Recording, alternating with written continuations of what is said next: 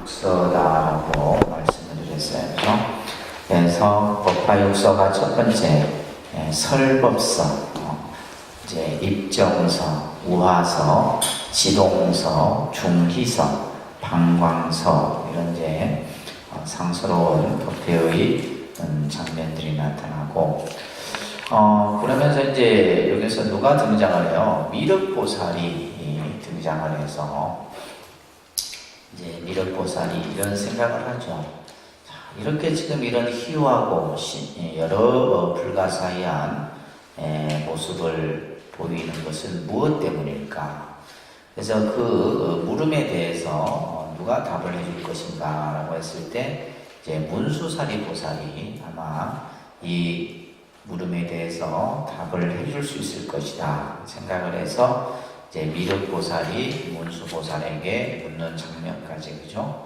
여기가 맞습니다. 18쪽에 보시면, 자, 앞에 했던 내용을 다시 이제 개송으로 다시 묻는 장면이 나오는데, 이것을 중숭이라 한다고 했어요. 그죠? 거듭 다시 앞에 했던 내용을 다시 이렇게 함축해서, 송으로 함축해서 나오는 대목입니다.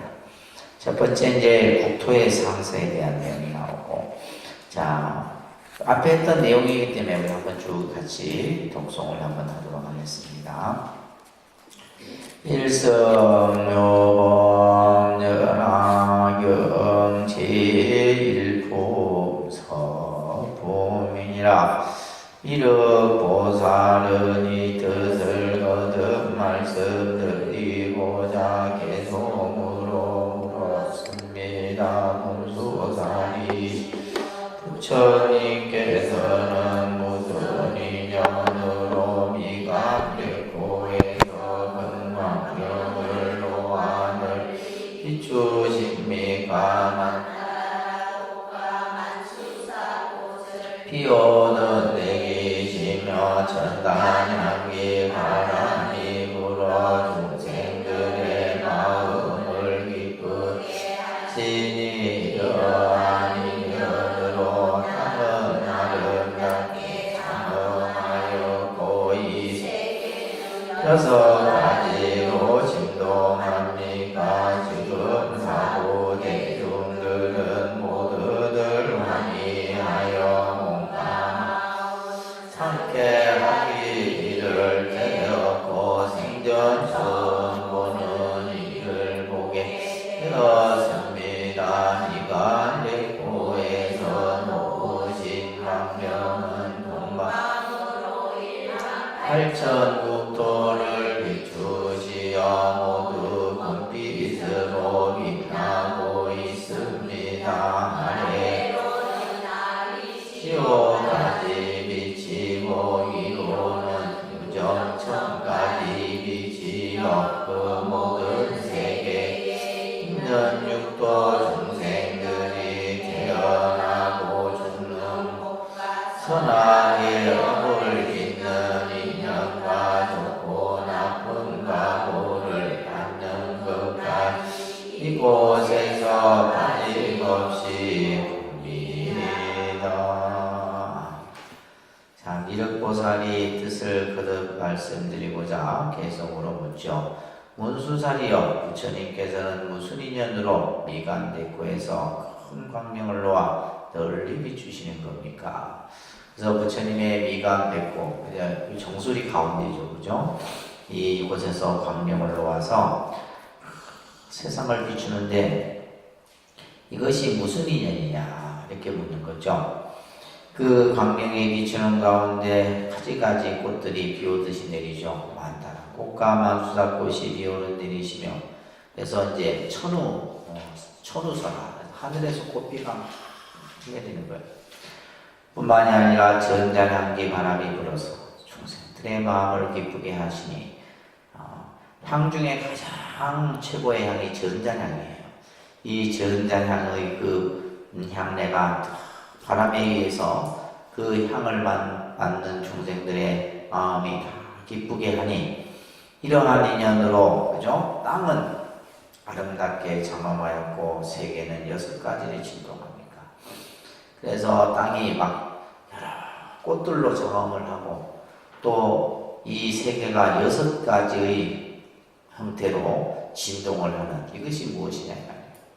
지금 사부대중들은 모두들 환희하여 몸과 마음은 상쾌하게 이를 때였고 지금 이 자리에 있는 모든 대중들은 몸과 마음이 편안하고 그죠? 기쁘고 환희롭다 이 말이에요. 생전 처음 보는 일을 이렇게 보게 되었다. 상스러운 모습이에요. 또한 미간백호에서 놓으신 그 광명은 동방으로 18,000세계를 비추고 그죠? 이 광명의 빛이 저 동쪽으로 88,000 국토를 비추고 그 빛에 의해서 모두가 금빛으로 빛나고 있었다. 아래로는 저 아비지역 무간 쪽에서부터 저기로는 유정천 하늘의 천상까지 비추고 또 그 세계에 있는 육도 중생들이 그죠? 태어나고 죽고 또 선업을 짓고 악업을 짓는 그러한 인연들 좋고 나쁜 값어받는 것까지 이곳에서 빠짐없이 봅니다. 다시 말해서 뭐예요? 광명 속에서 이런 모든 현상들을 본다 이 말이에요. 이런 것들이 불가사의한 거예요. 그죠? 그래서 이러한 그 국토의 장엄, 의상스러운 모습 또 미간백호에서 광명의 빛으로 나타나는 이러한 상스러운 모습을 이제 개성으로 설하고 있는 겁니다. 이어서 부처님 설법의 상스러움을 또 설하고 있죠. 자, 8번 같이 18번 같이 합니다.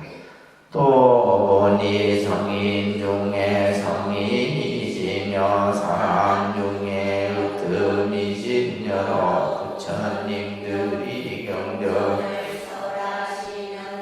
이묘하기가 제일입니다. 금성 아름답고 부드러워 무수한 만보살 가르치는 데 신비한 소리는 깊고도 미묘 사람들이 더욱더 듣고 싶어합니다. 부처님들은 각자 세계에서 바른 진리를 만설하는데 각가지 인연과 비유로서 깨달으신 법을 밝게 비치시어 중생들을 깨닫게 하십니다마나 늙고 병들고 죽는 고통을 싫어하며 열반의 도리를 모든 고통을 없애도록 합니다마나 어떤 사람이 복이 있어 부처님께 공양하고 훌륭한 법을 구하 영광의 도리를 일러줍니다. 만약 어떤 불자가 나타나지만 수행하여 세상의 지혜를 구하면 청정한 도를 하십니다. 문수사이여 내가 여기 있으면서 보고 듣는 이와 같으며 이와에도 천만 가지 사실들이 이처럼 많은 것을 지금 내가 말씀드리리라. 자, 부처님의 이제 설법의 그 상스러운 모습을 설하는 장면인데, 자, 이제 또 보니 성인 중에 성인이시고, 그죠? 부처님이 성인 중에 성인이다. 우리가 이제 표현할 때 성인 중에 성인이고, 마법의 왕이신 부처님이다. 이런 이제 부처님을 우리가, 그분을 표현할 때 그런 표현들을 씁니다. 또 사람 중에 으뜸이신 여러 부처님들이 경전을 설하시는데 미묘하기가 제일이다. 경전을 설하는 데 있어서 그 경전의 가르침뿐만이 아니라 그 내용이나 또 밑에 나오지만 음성이나 또 여러 가지, 그러니까 이제 그냥 중생들이 그냥 가만히만 듣고 있어도 전부 해탈 경계를 이룬다는 얘기예요. 그래서 음성이 아름답고 부드러워서, 그래서 부처님의 음성은 누구나 한 번 들으면 그냥 마음이 편안해지고 그냥 그 말 뜻이 무엇인지를 알 수가 있는 거죠. 그죠? 그래서 무수한 억만 보살들을 가르치는데 이제 신비한 소리는 깊고도 미묘해요. 그 음성이 아주 미묘하다 이 말이에요. 사람들이 더욱더 듣고 싶어합니다. 부처님들은 각자의 세계에서 이제 여러 부처님들이 지금 이제 말하는 거예요. 다 그 세계에서 진리를 감상하는데 각가지 인연과 한량없는 비유로서 깨달으신 법을 밝게 비치시어 중생들을 깨닫게 하십니다. 자, 부처님이 법을 설하는 데 있어서 어떻게 설하느냐? 이제 그 부처님이 법을 설하는 방법을 이렇게 얘기하고 있는 거예요. 가지가지 인연들. 그래서 이제 법을 설하는 우리가 이제 그 부처님의 경전을 보게 되면 그냥 경전이 설해지는 것이 아니라 그 인연이 있어요. 이 경전을 설하게 되는 인연, 또 그 가르침을 또 듣게 되는 어떤 계기, 이런 것들이 경전에서 다 설해지는데, 그래서 가지가지 인연에 대한, 또 그러면서 중생을 이제 한량없는 비유로서, 비유는 뭐냐면 예를 드는 거잖아요. 그죠? 그래서 예를 들면 이 어떤 중생이 괴로움에 처해요. 근데 이 중생이 괴로움에 처한 그 인연과 또 그것을 비유해서 예를 들어서 설법을 하는 내용들이 보통 우리가 경전에서 많이 보게 돼요. 그러면서 깨달으신 법을 밝게 비추어서 중생들을 깨닫게 하십니다. 그래서 부처님이 설하는 그 설법의 방법을 지금 이렇게 표현을 하고 있는 거예요. 인연과 비유로서 자신이 깨달은 법을 중생들에게 깨닫게 한다. 자, 19번 이제 내용이 중요한 내용이에요. 그러면서 이제 어떻게 중생들을 깨닫게 하느냐, 중생들을 어떻게 깨닫게 하느냐. 만약에 어떤 중생이 그죠? 늙고 병들고 죽는 고통을 싫어하면 바로 이 생사로부터 벗어나고자 한다면 이 중생에게는 뭘 설해요? 열반의 도리를 설해서 모든 고통을 없애어 줍니다. 그래서 생사의 고통으로부터 벗어나려고 하는. 그래서 이제 이것을 이제 이 열반의 도리를 설해서 모든 그 중생의 고통을 없애준다. 이들에게 설하는 이제 이들이 누구냐 하면 성문승이에요. 성문승. 따릅니다. 성문승. 그래서 우리가 이제 이 성문은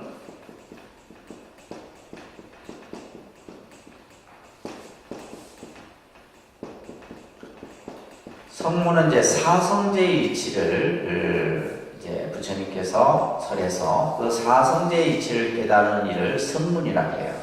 그래서 여러분들이 이제 교리 공부할 때 사성제를 다 배우셨을 텐데, 사성제가 뭐예요? 고진멸도입니다. 따라합니다. 고진멸도. 고진멸도의 네 가지 성스러운 진리의 이치를 깨닫는 거죠. 그래서 이제 이 첫 번째가 이제 중생이 그죠? 이 가지고 있는 괴로움, 이게 바로 뭐냐? 생로병사죠. 생로병사. 이 생로병사의 괴로움이 바로 중생이 가지고 있는 집착으로부터 비롯됐다라는 것을 부처님께서 이제 설해주고, 또 그것을 이제 이 괴로움으로부터 벗어나기 위해서는 뭐요? 중도, 8정도의 수행을 통해서 마지막에 멸이라고 하는, 이게 바로 이제 뭐냐면 열반이죠. 열반의 그 길을 설해주는, 이것이 이제 사성제의 이치를 깨닫는 이들을 우리가 이제 성문이라 얘기합니다. 그래서 여기서 이제 죽는 고통을 싫어하고 열반의 도리를 설하여 모든 고통을 없애도록 합니다. 이거는 이제 성문들에게 설하는 가르침이에요. 성문이라 옆에다 써놓으시면 돼요. 그죠? 또 만약에 어떤 사람이 복이 있어서 부처님께 공양을 하고 훌륭한 복을 극보하면 영각의 도리, 영각의 도리라고 하는 것은 이걸 말하면 뭐냐? 우리가 이제 이것을 연각성이라 하죠. 그죠? 연각. 연각이라는데, 이 연각은 뭐냐면 인연법, 다시 말해서 연기의 이치를 깨달아서 이제 그 실상의 이치를 깨닫는 그것을 우리는 보통 연각이라고 얘기하는데, 이들을 이제 연각성이라 얘기합니다. 연각성. 다음 이제 성문, 연각. 그래서 이제 두 번째 내용은 이제 연각의 도리를 이뤄주는, 그러니까 다시 말해서 연기의 이치를 부처님께서 설해서 그 연기의 이치를 깨닫는 이들을 우리가 보통 연각성이다 그래요. 그래서 성문성은 사성제의 이치를 깨닫고 연각성은 12인연의 연기의 이치를 깨닫고 그죠? 또한 이제 세 번째 보면 만약 어떤 물자가 가지가지 방법으로 수행하여 최상의 지혜를 구하며 여기서 이제 가지가지 방법으로 수행한다는 것은 바로 육바라밀의 수행을 얘기하는 거예요. 육바라밀 수행. 그래서 마지막 세 번째는 뭘 얘기하는 거예요? 보살을 얘기하는 거예요. 세 번째는 뭘 얘기한다고요? 보살. 그래서 지금 요게 부처님께서는 성문들에게도 영각들에게도 보살들에게도 가지가지 근기와 또 방편에 따라서 이런 설법을 하게 되는 겁니다. 이것을 우리는 뭐라 배웠어요? 삼성이라 합니다. 그러니까 삼성. 자, 이 삼성을 여러분들 잘 기억하셔야 돼요. 바랍니다. 성문, 영각, 보살. 그래서 이것을 삼성이라 그래요. 그래서 성문은 사성제의 이치를, 또 연각은 12인연의 이치를, 보살은 육바라밀의 수행을 통해서 전부 그들에게 법을 설한다는 거예요. 그렇게 해서 중생들을 깨닫게 한다 이런 말이에요. 그러면서 문수사리고사리여 내가 여기 있으면서 보고 듣는 일이 이와 같다. 이렇게 중생들을 제도하고 교화한다는 거예요. 이 밖에도 천만 가지 사실들이 이처럼 많은 것을 지금 내가 대강 말씀한다 하면서 그 다음에는 이제 보살행의 상서로움을 설해. 보살행. 여기서 먼저 보살행에 대한 얘기가 언급이 되고 있습니다. 그래서 보살들이 어떠한 행을 하느냐, 어떠한 행을 하느냐, 그 행에서 여기서는 지금 이제 보시행에 대한 얘기가 쭉 설해져요. 보시행에 대한. 먼저 같이 한번 독경을 하겠습니다. 20번. 내가 보니 항아의 모래처럼 많은 저 세계에 보살들이 가지가지 인연으로 붙여 도를 구합니다. 어떤 이는 보시를 행하는데 금가 산호와 진주와 마니보배와 사거와 만호와 금강 홍가 보배와 도노비와 수레들과 보배로 구민년을 기쁘게 보시 불도에 해양하고 상계에서 일하는 일불성을 얻어 부처님의 칭찬받기를 원합니다. 혹은 어떤 보살들은 난간이 있고 일상같이 들고 잘 꾸미네 말을 메운 목에 두뇌를 보시합니다. 또 보니 몸의 살과 손발과 수자까지 보시하여 세상의 도를 구합니다. 또 어떤 이는 머리와 눈과 신체를 흑해이 내어주고 부처님의 지혜를 구합니다. 문수사리 고사리여 내가 보니 여러 임금들이 부처님께 나아가서 세상의 도를 물을 때 좋은 국토와 궁전과 신하들과 우비들을 나오니 머리와 모두 갖고 복을 있습니다. 혹은 어떤 보살들은 비구의 모습을 하고는 고요한 홀로 앉아 경전히 길을 좋아합니다. 또 보니 어떤 보살들은 용맹정진하며 깊은 산에 들어가서 불도를 사유하고 또 어떤 욕심을 떠난 이는 늘 한적한 곳에 있으면서 선정을 깊이 닦아서 5가지 신통을 얻습니다. 또 보니 어떤 보살들은 선정에 들어가서 합장하고 10,000가지 개성으로 산탄합니다. 또 어떤 보살들은 지혜는 깊고 뜻은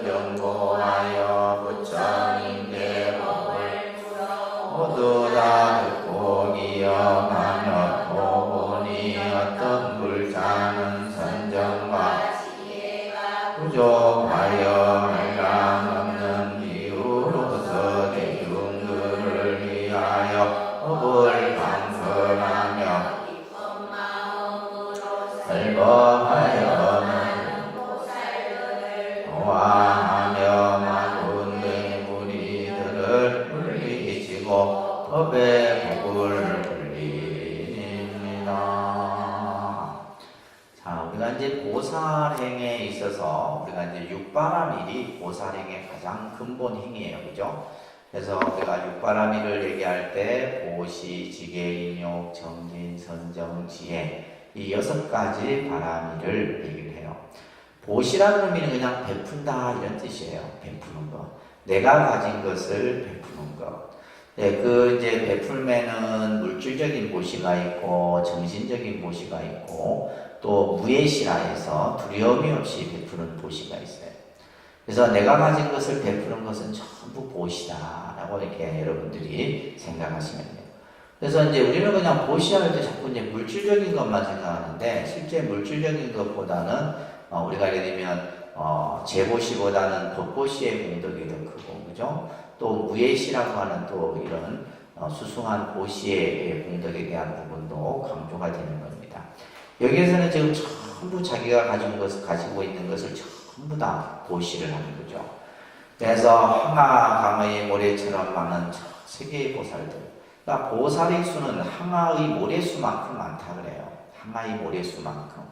그러니까 쉽게 말해서 우리가 예를 들면 뭐 해운대에 가도 그 해운대 바다에 있는 모래수를 다 헤아릴 수 없잖아요, 그죠? 마찬가지로 그만큼 보살의 수가 많다라는 거예요. 그러한 보살들이 가지가지 인연으로 뭘 구해요? 부처님의 도를 구한다. 그래서 보살은 궁극에는 뭐예요? 깨달음이에요. 부처님의 도라고 하는 것은 깨달음이죠, 깨달음.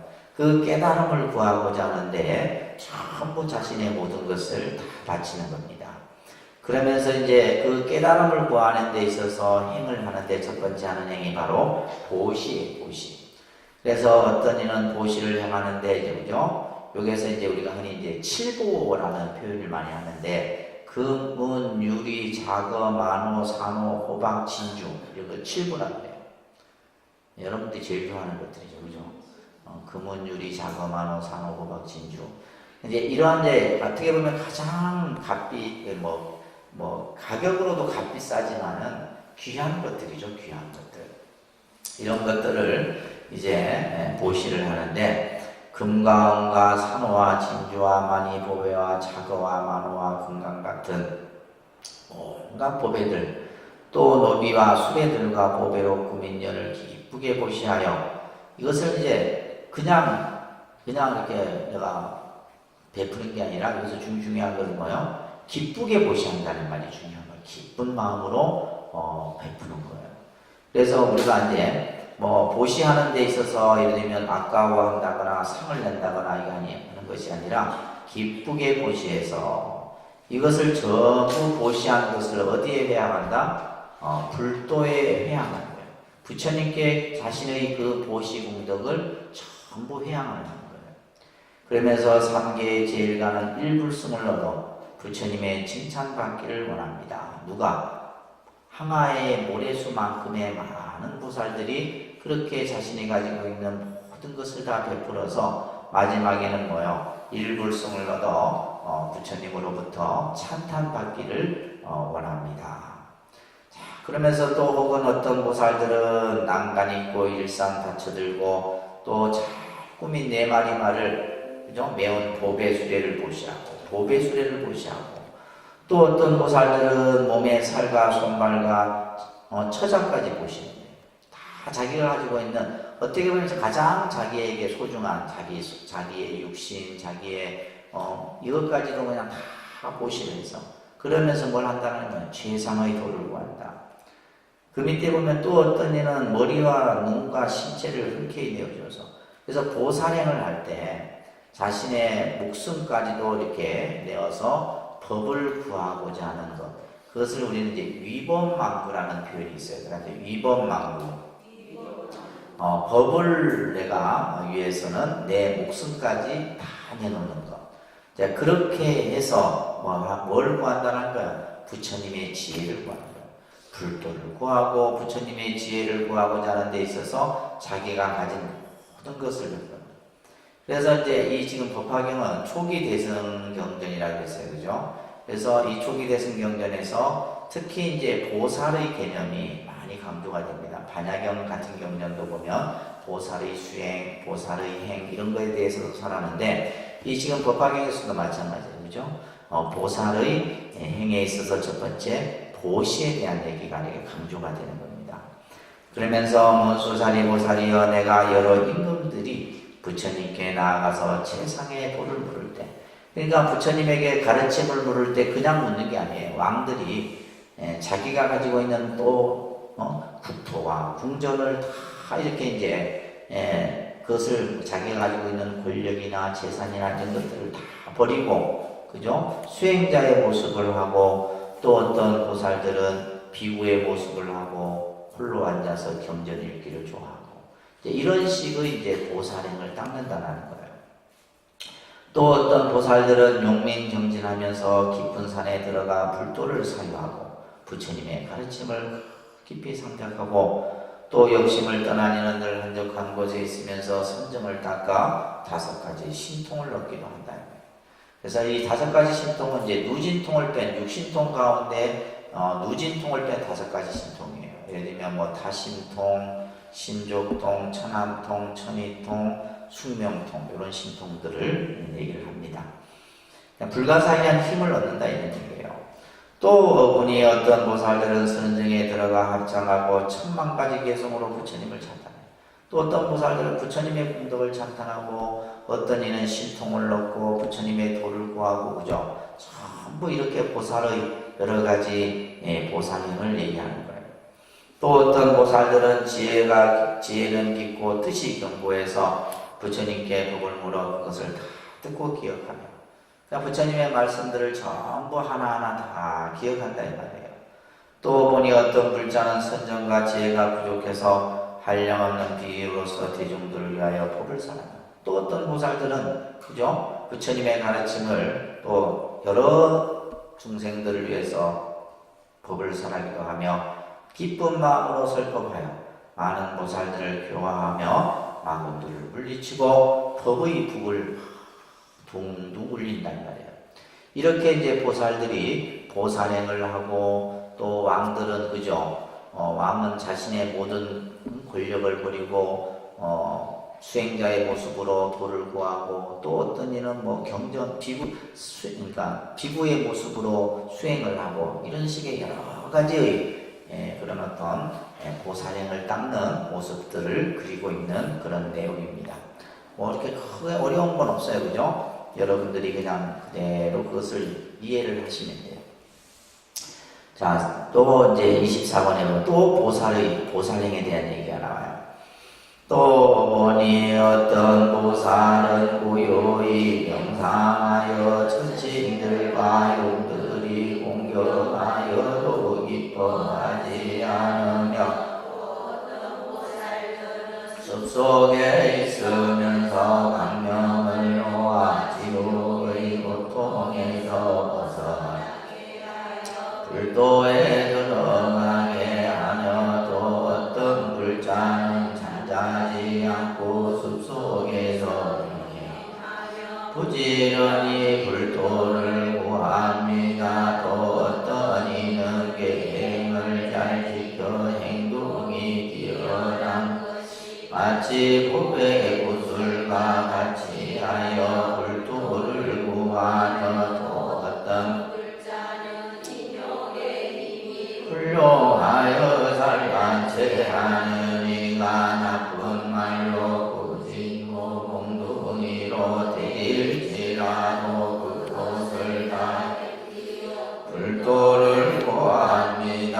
또 보니 어떤 보살은 온갖 이론과 농담과 어리석은 무리들을 떠나서 지혜로운 이들을 징근하여 일심으로 살라 제거하고 5,000,000년을 살림에서 생각을 집중하여 불도를 구합니다.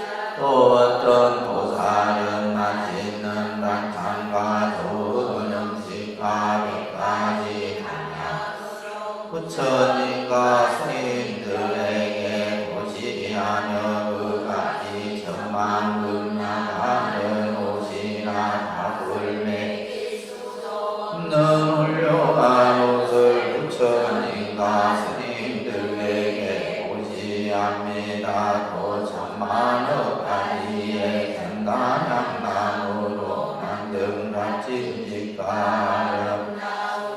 두 자리를 부처님과 스님들에게 보시하며도 아름다운 동산에 아이리 풍성한 숲과 흐르는 샘물과 목욕 관련 모들을 부처 스님들에게 보시합니다.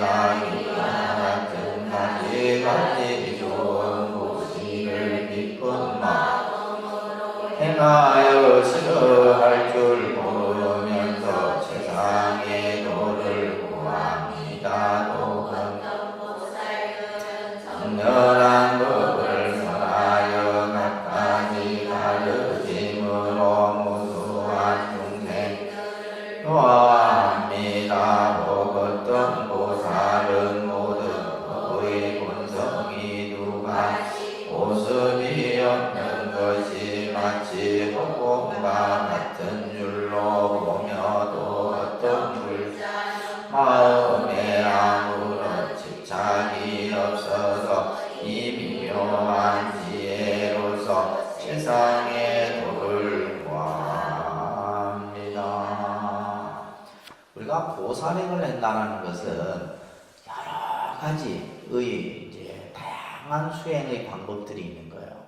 그래서 우리가 아까도 얘기했듯이 항아의 모래수만큼의 많은 보살들이 전부 똑같은 행을 하는 게 아니에요. 다 가지 자기의 근기에 맞춰서 어떤 이는 물질로서 보시하고 어떤 이는 인욕으로서 보시를 하고 그죠? 가지 여러 형태의 보시행을 한다는 내용이 지금 이 장면이에요. 또 보니 어떤 보살은 이 명상하여 천신들과 용들이 공경하여도 기뻐하지 않으며, 이 말은 무슨 말이에요? 천신과 용들이 막 훌륭합니다 이렇게 막 수행을 잘한다고 막 이렇게 찬탄해도 마음이 흔들림이 없다는 말이에요. 항상 평정한 마음의 상태로. 그래서 보살은 흔히 예를 들면 밑에 줄에도 나오지만은 자기 자신을 비난하거나 또 누군가가 나를 찬탄해도 그에 대해서 마음에 동요함이 없어. 늘 한결같이 부처님의 가르침을 구하는 이들이 바로 보살이다 이 말이에요. 또 어떤 보살들은 숲속에 있어 광명을 놓아 지옥의 고통에서 벗어나게 하여 불도에 들어가게 하며, 그죠? 이렇게 이제 고통받는 중생들을 전부, 예를 들면 이런 같은 경우는 이제 지장보살 같은 분이 이런 분이죠, 그죠? 지옥의 고통에서 중생들을 벗어나게 해서 불도에 들어가게 하는 이 지장보살 같은 분이에요. 또 어떤 불자는 잠을 자지 않고, 그죠?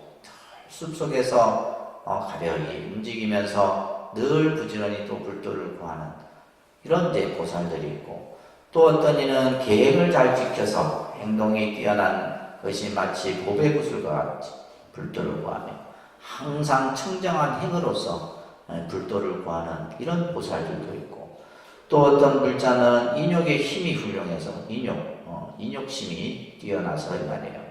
잘나지 않은 이가 나쁜 말로 꾸짖고 몽둥이로 때린다 할지라도 그것을 잘 견디어 불도로.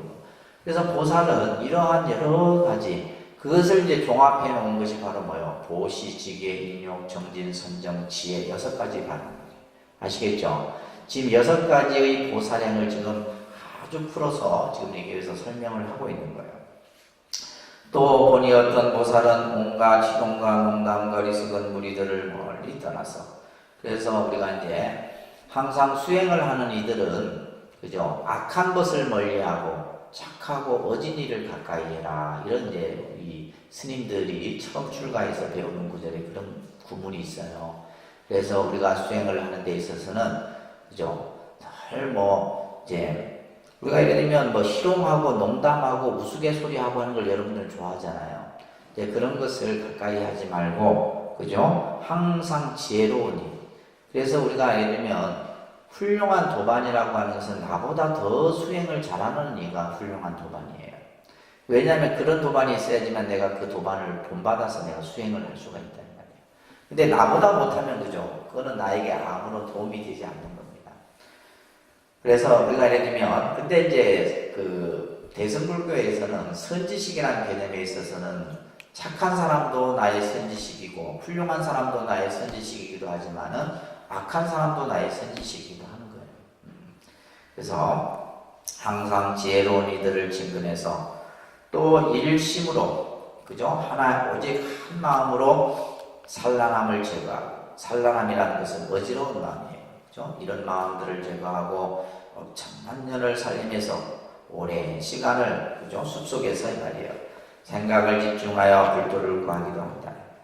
또 어떤 보살들은 맛있는 반찬과 좋은 음식과 가지가지 탕약으로 부처님과 스님들께 보시하며, 그래서 우리가 이제 부처님 당시 때는 이제 보시하는 4가지 사종 보시라는 개념이 있는데, 첫 번째가 바로 이제 음식.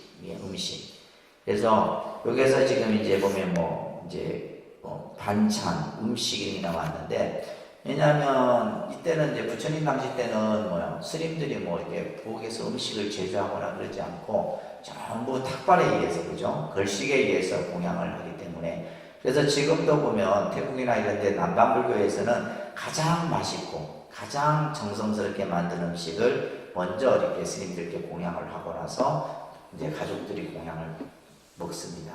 네, 그런 이제 그 다음에 이제 아까 얘기했던 음식, 의복, 옷을 또 스님들께 공양을 하고, 그 다음에 이제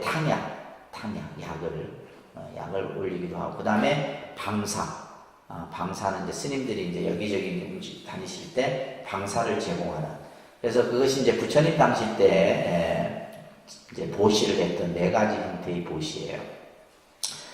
자, 그러면서 또 이제 그 값이 10,000만금 나가는 옷이나 값을 매길 수 없는 훌륭한 옷을 부처님과 스님들께 보시하고, 그래서 이 지금 이런 어떤 이 초기 대승경전에 보면 이렇게 보시에 대한 얘기가 굉장히 강조되는 것은 그만큼 이제 그 당시 시대적 상황과도 이것이 연관되어져 있다고 보시면 됩니다.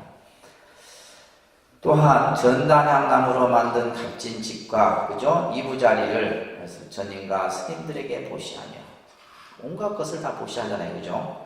또 아름다운 동산과 꽃과 과일이 풍성한 숲과 흐르는 샘물과 이런 어떤 연못들을 부처님과 스님들께 보시하고, 뭐 예를 들면 음식에서부터 그냥 뭐 온갖 것들을 다 부처님과 스님들께 보시하며, 이렇게 보살들이 이러한 보시를 통해서 보살행을 짓는다는 거예요.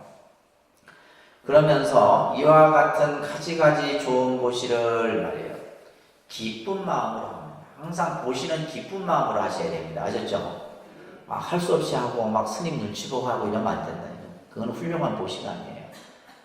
예를 들면 그래서 이제 우리가 금강경 같은 경우에는 무주상 보시라는 내용이 강조가 되는 거예요. 상에 그죠? 집착하지 않고 관념에 내가 생각을 두지 않고 조건 없이 보시하는 것을 이제 금강경에서도 보면 보시에 대한 얘기가 많이 나와요.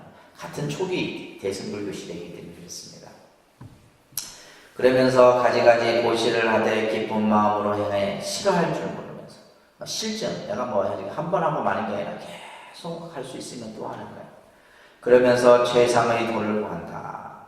또 어떤 도살들은 정멸한 법을 설해서, 열반법이죠. 정멸이라는 말, 열반의 이치를 그죠? 설하여 가지가지 여러 가지 가르침으로 또한 중생들을 교화하고. 자, 이렇게 이제 보살들이 물질로서도 보시하고, 이거는 지금 뭐냐, 법보시죠. 법보시입니다. 위에는 예를 들면 물질로서 가지가지 물질로서 보시하는 제보시가 되겠고, 또 정면의 법을 설하여 또 이렇게 중생들을 깨우치게 하는 것은, 이것은 뭐요? 법보시예요. 법보시. 또 어떤 보살들은 모든 법의 본성이 2가지 모습이 없는 것이, 모든 법의 본성이 2가지 모습이었다. 자, 이것은 이제 여러분들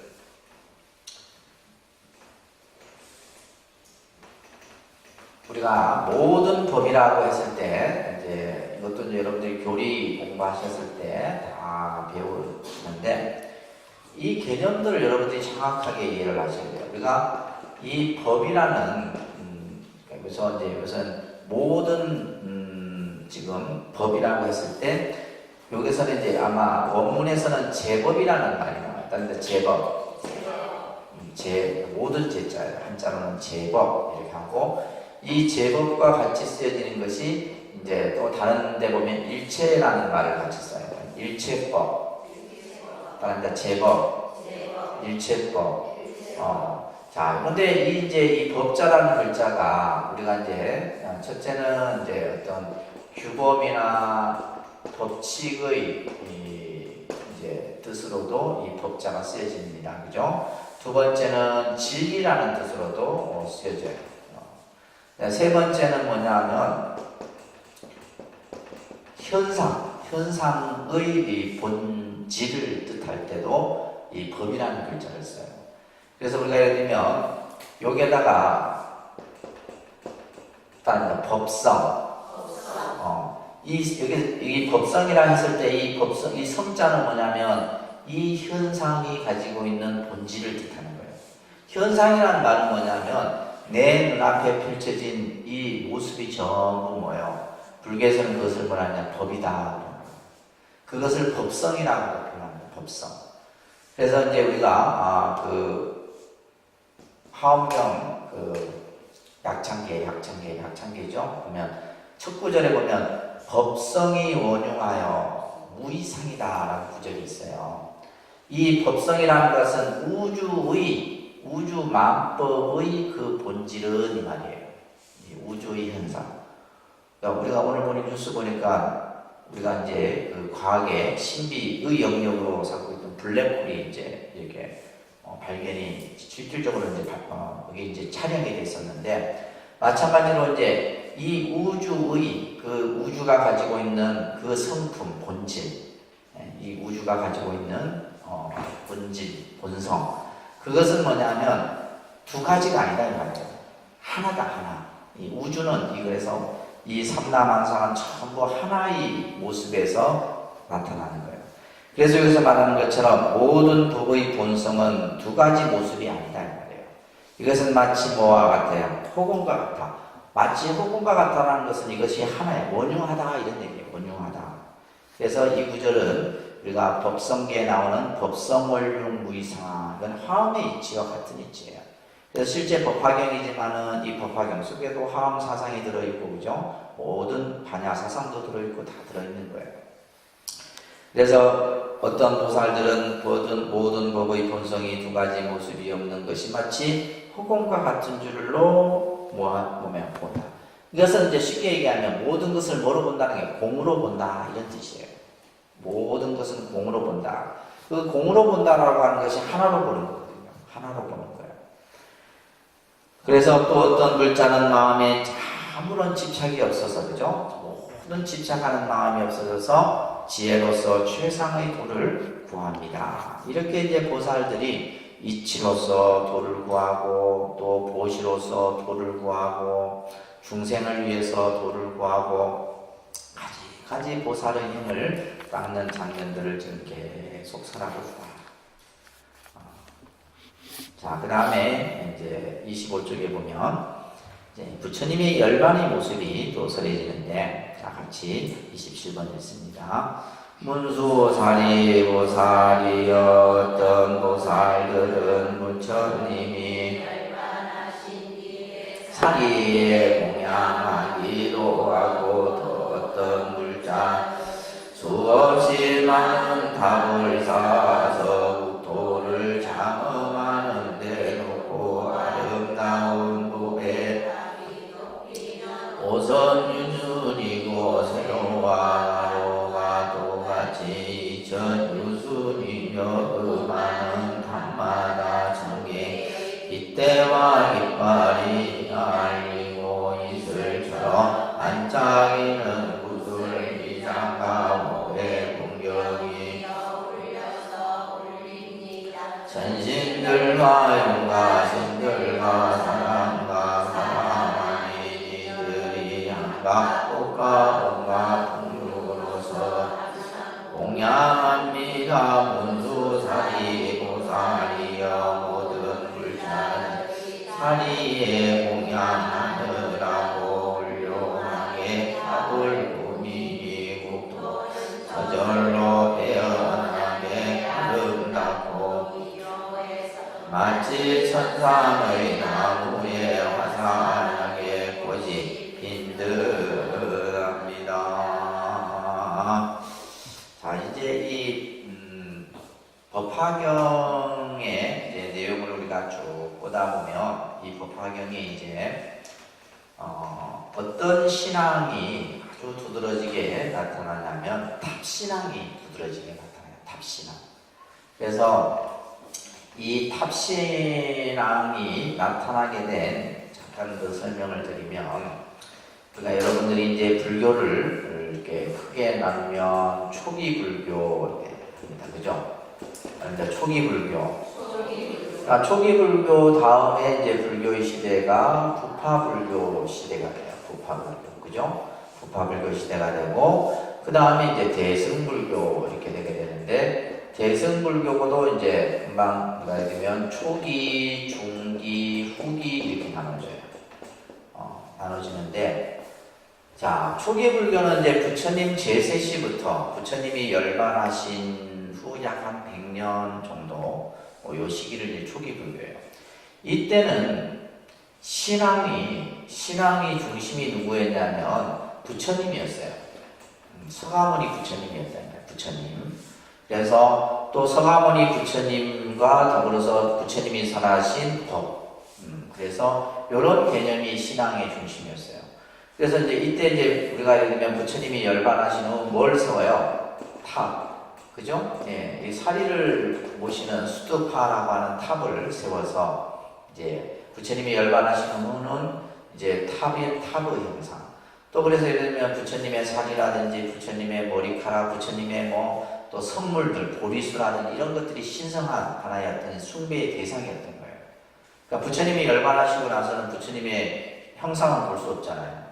그러니까 이제 부처님의 사리를 모셔놓은 탑에 가서 예배를 드리고, 또 예를 들면 부처님이 뭐 부처님의 발바닥이라든지 발바닥의 흔적이라든지 그것을 족적이라고 해요. 족적. 이런 것들이 이제 숭배의 대상이었어요. 부처님의 머리카락이라든지 이런 것들. 그러다가 이제 특히 이제 탑이 이제 신앙의 어떻게 보면 중심이 돼요. 부처님이 열반하시면 이제 부처님께서도 내 사리를, 그죠? 내 사리를 탑에다 봉안해서 널리 중생들에게 이익되게 해라. 이렇게 이제 부처님이 마지막 말씀을 하셔서 이 탑신앙이 수투파라고 하는 탑이 이제 하나의 어떤 숭배의 대상이 됐는데, 이제 부파불교 들어와서도 이제 이 탑신앙이 계속 이어집니다. 탑신앙이 이어지는데, 자, 이 부파불교 시대에 되게 되면 이제 우리가 흔히 말하는 상자부하고 대중부라고 하는 이제 파가 나눠지게 돼요. 부파는 파가 나눠졌다 이런 뜻이죠. 그죠? 그래서 약 한 20개 부파 정도로 나눠지게 돼요. 그래서 이제 우리가 보통 상자부는 이제 쉽게 말해서 우리가 얘기한다면 보수 성향의 스님들이고, 대중부는 뭐요? 진보 성향의 스님들이에요. 근데 이제 이 부파불교 시대 때는 상자부가 중심이 되게 되는 거예요. 상자부가.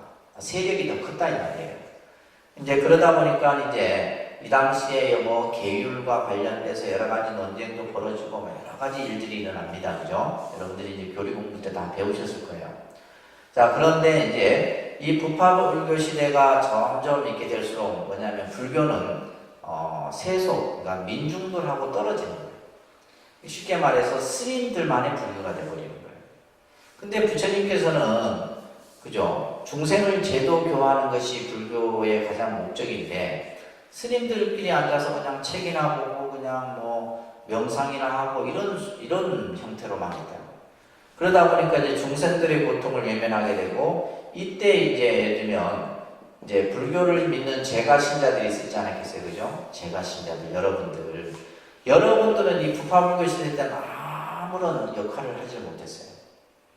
그러면서 이들이 이제 주로 했던 것이 뭐냐? 탑에 가서 부처님께 공양을 올리고 탑에서 예배를 드리고 이렇게. 그래서 이제 우리가 예를 들면 이때 부파불교 시대가 되게 되면 여러분들이 미얀마라든지 이렇게 남방 불교권에 가게 되면 탑이 절 안에 안 있습니다. 어디에 있냐면 마을에 다 있어요. 마을에 다 곳곳에. 그러니까 이 시대가 되면 이 제가자들이 탑에 가서 이제 탑 신앙이 굉장히 중심이 되는 거예요. 그러면서 이제 나중에는 결국 이 대중부하고 이 이제 제가 신자들이 함께 새로운 부처님의 정신, 새로운 부처님의 그 가르침을 구현하자 해서 일으킨 불교가 바로 뭐요? 대승불교예요. 대승불교. 그래서 대승불교는 이 초기 시대 때 예를 들면 금강경이나 반야경이나 금강경에도 보면 탑에 대한 얘기가 나와요. 금강경도 그렇고 반야경도 그렇고 지금 이 법화경 같은 경우는 특히 뭐요? 이 탑 신앙에 대한 부분이 강조가 돼요. 그리고 아까도 이제 보시에 대한 얘기가 강조가 됐는데 그런 것들이 전부 이 제가자가 중심이 되어져서 이 대승불교라고 하는 것이 일어나게 되는 거예요. 그러면서 이 대가자 중에 이제 그죠? 예를 들면 보살의 행을 닦는 다시 말해서 구도자 부처님의 가르침을 닦고자 하는 구도자적인 인물이 바로 누가요? 보살이 등장을 하게 된 거예요. 보살이.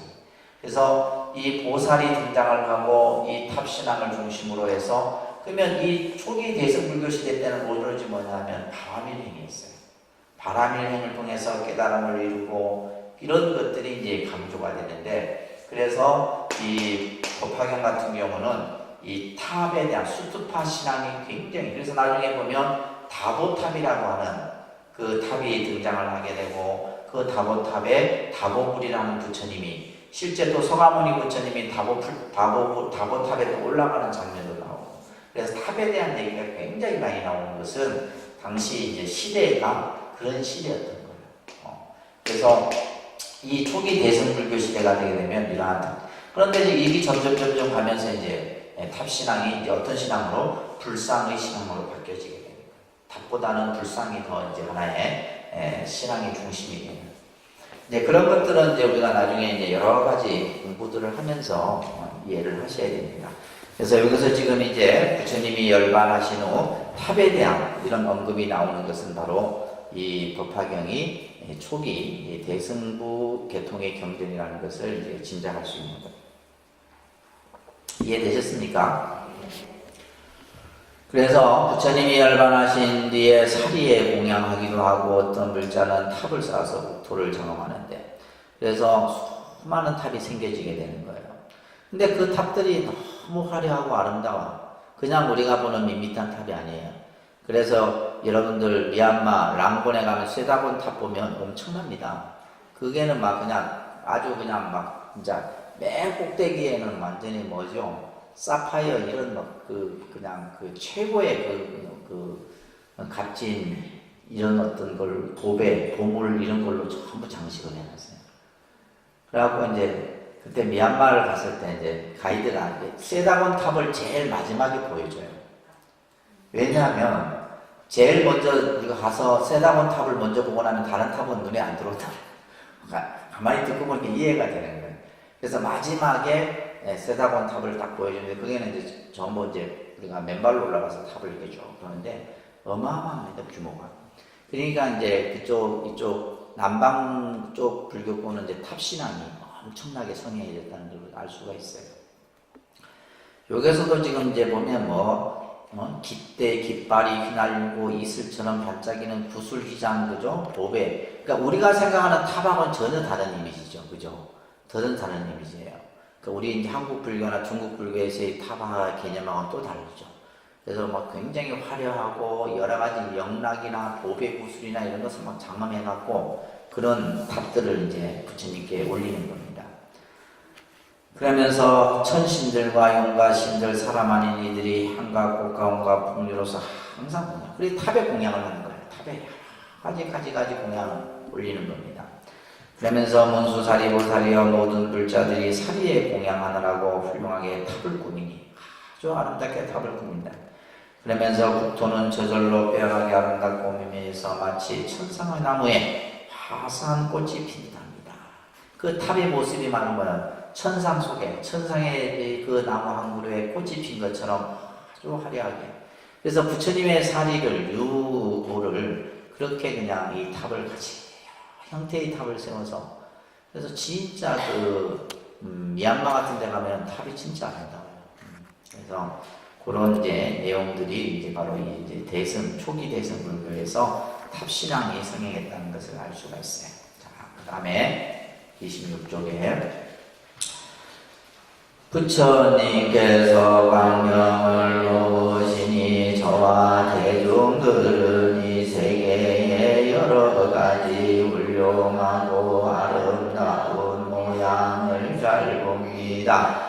부처님의 신통과 지혜가 이유하여 정정한 광명 오시어 한량없는 세계를 비추시니 저희들은 전에 어떤 일이나 생각합니다. 문수 저희들의 의심을 풀어주소서.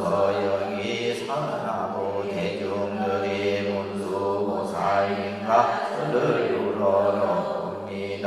세욕께서는 무슨 일로 이러한 광경을 놓으십니까? 보살께서 대답 저희들의 영혼을 풀어주고 기쁘게 하소서. 장차 무슨 일이 있다고 강명을 놓으십니까?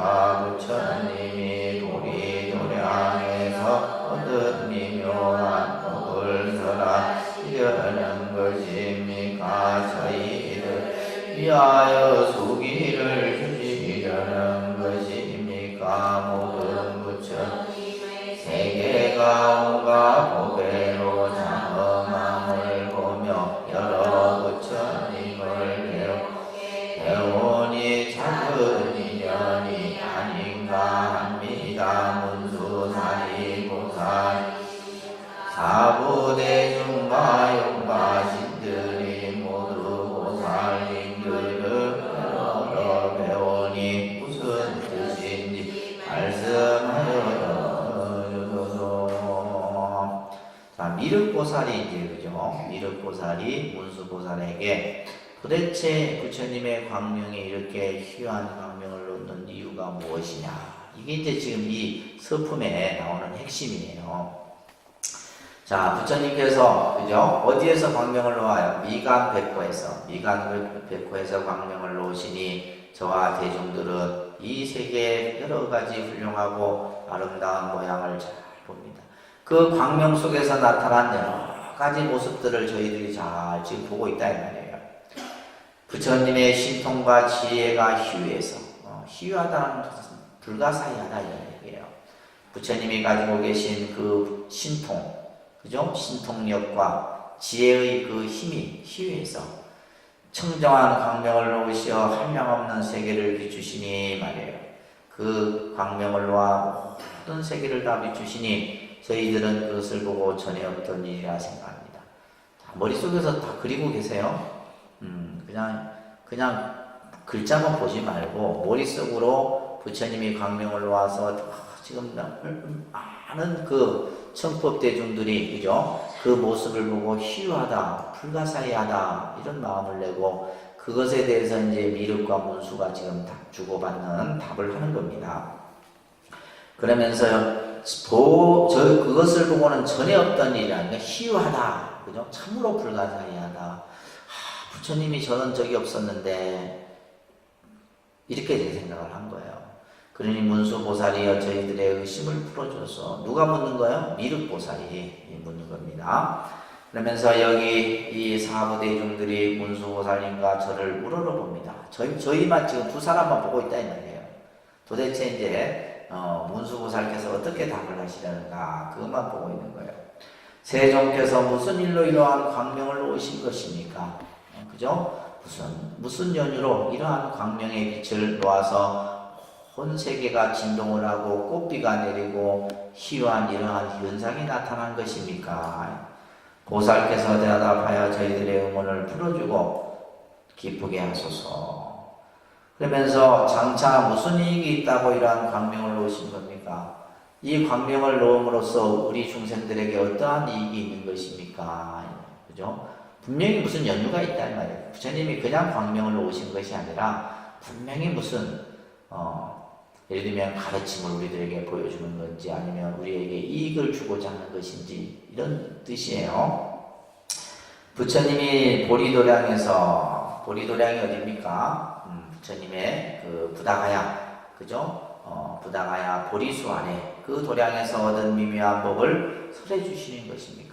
부처님이 깨달으신 진리를 저희들에게 설해 주고자 이 광명을 보이신 것입니까? 아니면 우리들에게 이익을 주고자 해서 이 광명을 놓으신 것입니까? 그죠? 이런 이제 물음이에요. 또한 저희들을 수기를 주시려는 것입니까? 수기라고 하는 것은 미래 성불에 대한 예언이라고 했어요. 수기가 뭐라고요? 미래 성불에 대한 예언의 의미가 수기예요. 장차 너는 그죠? 다음 생에 부처가 될 것이다. 그래서 저희들에게 수기를 내려주시기 위해서 이러한 광명을 놓으신 것입니까? 이렇게 지금 이제 몇 가지를 계속해서 이제 묻는 거죠. 모든 부처님의 세계관과 보배로 장엄함을 보며 여러 부처님을 배우게 되오니 이것이 작은 인연이 아닌가 합니다. 그래서 수많은 부처님의 세계가 장엄된 모습을 보고 또 그 세계에 있는 수많은 부처님을 보니 이것이 작은 인연이 아닌가 그렇게 생각합니다. 문수사리 보살이시여 사보대중과 용각 신들이 모두 우리 보살님을 우러러 배우니 무슨 뜻인지 말씀하여 주소서. 자, 이렇게 이제 이륵보살이 광명을 부처님께서 놓으신 것에 대해서 답을 청하는 내용입니다. 자, 문수보살이 답을 합니다. 이제 이 과거에 대한 얘기가 나와요. 그래서 우리가 이제 경전을 보다 보면 반드시 어떤 연유가 나오는데 그 연유가 현세의 연유에 대한 얘기도 나오지만은 바로 이제 이 과거에 대한 얘기가 나오고 있어요. 그래서 이게 이제 아주 어떻게 보면 경전을 보다 보면 대부분 이런 예들이 많이 나옵니다. 자, 30번 같이 읽어볼게요. 이때 문수사리 보살이 미륵 보살 마살과 여러 보살들에게 말씀하였습니다. 선남자 내 생각으로는 아마 부처님께서 큰 법문을 말씀하시며 큰 법의 비를 내리시며 큰 법의 소리를 부시며 큰 법의 북을 치시며 큰 법 뜻을 연설하시리라 여겨집니다. 여러 선남자들이여 내가 부처님 계신 곳에서 이런 상서를 본 적이 있습니다. 그때 이러한 광명을 놓으시고는 큰 법문을 하셨습니다. 그러므로 마땅히 알아들으십시오. 오늘 부처님께서 광명을 놓으신 도가 나타서 모든 중생들로 세상 사람들이 믿기 어려운 법문을 듣게 알게 하시려 이러한 상소를 내타 계신 것입니다. 자, 문수보살이 미륵보살에게 얘기를 하죠. 선남자들이여 내 생각으로는 아마 부처님께서 큰 법문을 하시기 위해서 광명을 내신 것 같다. 이 얘기의 핵심이 그죠? 요즘 이제 이게 스토리가 굉장히 길기 때문에 그때그때 내용의 핵심을 여러분들이 잘 파악하고 계셔야 됩니다. 그래서 이제 지금 이 법화경이 설해지는데 여러 가지 상스러운 모습이 나타나고 부처님의 광명이 온 세계를 비추고 그 광명 속에서 가지가지 모습들이 나타나는 이러한 현상이 이제 바로 문수사리 보살이 답하기를 아마 부처님이 큰 법을 설하기 위해서다라는 거예요. 큰 법. 그래서 큰 법의 비를 내리시고 법의 소라를 불고 법의 북을 치고 법의 뜻을 연설하기 위함이라고 얘기합니다. 그러면서 내가 과거에 여러 부처님 계신 곳에 있을 때 이런 모습을 봤다는 거예요. 누가 봤다는 거예요? 문수사리 보살이. 문수보살이 이런 모습을 봤다는 거예요. 그때도 이러한 광명을 놓아서 큰 아주 무량 법문을 하셨다는 거예요. 대법문을 하셨다는 거예요. 그러면서 마땅히 알아들으십시오. 오늘 부처님께서 광명을 놓으심도 그와 같아 모든 중생들로 하여금 세상 사람들이 믿기 어려운 법문을 알게 하시려고. 그러니까 불가사의한 법문이에요. 세상 사람들이 이것을 듣고는 믿으려고 하는 마음을 일으키지 못한다 이 말이에요.